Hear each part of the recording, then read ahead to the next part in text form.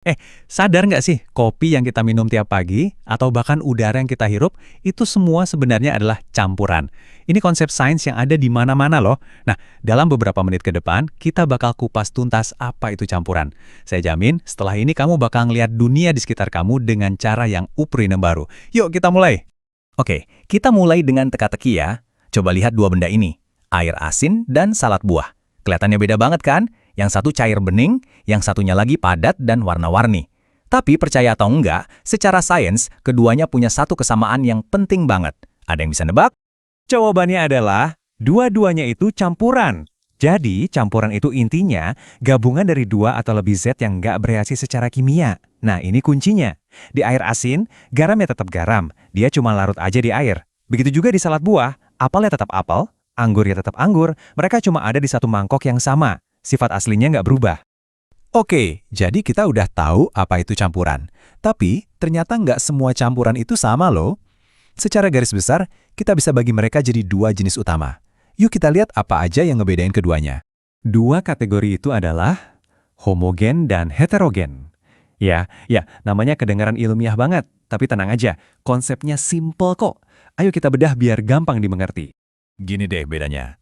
Campuran homogen, bayangin aja air gula. Semuanya nyampur rata banget kan? Kita nggak bisa nunjuk, oh ini gulanya, ini airnya. Karena udah jadi satu kesatuan yang sempurna. Sebaliknya, campuran heterogen kayak salad buah tadi, komponennya jelas banget terpisah. Kamu bisa lihat dan bahkan ambil tiap potong buahnya. Jadi intinya, seragam lawan nggak seragam. Yuk kita dalamin lagi jenis yang pertama, campuran homogen. Ingat-ingat aja kata homo, yang artinya sama. Jadi kata kuncinya di sini ya, seragam. Tiap bagian dari campuran ini bakal kelihatan dan terasa sama persis. Jadi ada tiga ciri utamanya. Pertama, komposisinya seragam. Kedua, kita nggak bisa lihat batas antar komponennya. Dan yang ketiga, karena nyampurnya sempurna banget, ya susah dipisahinnya. Coba deh, bisa nggak kamu ambil lagi gula dari teh manis yang udah jadi? Susah kan? Contohnya tuh ada di mana-mana loh. Udara yang kita hirup ini campuran homogen dari macam-macam gas. Atau kuningan di alat musik tiup, itu bukan logam murni, tapi campuran padat dari tembaga dan seng.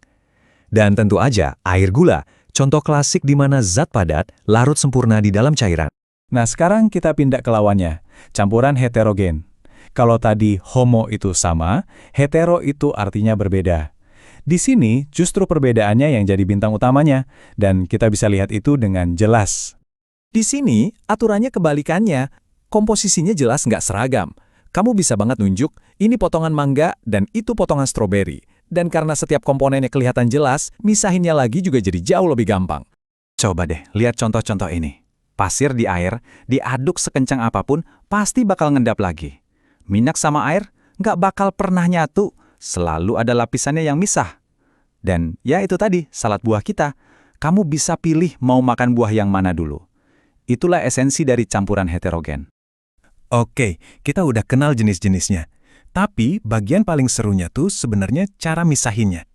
Ini nih kayak jadi detektif science. Kita pakai macam-macam trik buat bongkar lagi campurannya. Yuk, kita intip toolkit para ilmuwan ini. Metode pertama kita adalah filtrasi atau gampangnya penyaringan. Kamu mungkin juga sering lakuin ini pas nyeduh kopi atau teh tubruk. Idenya simpel, kita pakai penghalang, kayak kertas saring atau saringan, buat nahan yang padat dan ngebiarin yang cair lewat. Jadi, kapan kita pakai cara ini? Nah, ini jagoannya buat misahin campuran heterogen padat cair. Bayangin, misahin ampas kopi dari airnya, atau pasir dari air. Cairannya lolos, padatannya nyangkut. Sederhana, tapi super berguna. Berikutnya, distilasi. Wah, ini sedikit lebih canggih nih. Triknya pakai fakta keren ini.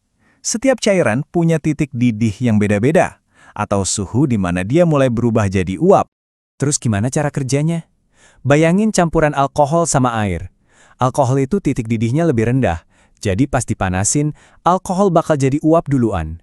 Uapnya ini ditangkap, didinginin, dan voila. Jadi cairan lagi, tapi udah murni alkohol kepisah dari airnya. Sekarang, evaporasi atau penguapan. Ini metode yang paling alami. Malah alam sendiri yang ngajarin kita. Idenya gampang banget. Biarin aja cairannya menguap, nanti yang padat bakal ketinggalan dengan sendirinya. Ini pas banget buat ngambil lagi zat padat yang udah larut di campuran homogen. Contoh paling klasiknya, bikin garam. Air laut dijemur di bawah matahari, airnya menguap ke udara, dan yang tersisa, ya, kristal garamnya itu. Metode kita selanjutnya, dekantasi. Ini lebih soal teknik dan kehati-hatian daripada alat canggih. Pernah kan nuang air dari gelas yang ada pasirnya pelan-pelan banget biar pasirnya nggak ikut? Nah, itu dia, dekantasi. Kapan ini berguna? Cocok banget buat campuran heterogen yang komponennya nggak nyatu dan punya massa jenis berbeda. Contoh klasiknya ya minyak sama air. Karena minyak lebih enteng, dia ngapung di atas. Jadi kita tinggal tuang aja pelan-pelan lapisan minyaknya. Terakhir yang paling high-tech di daftar kita, sentrifugasi.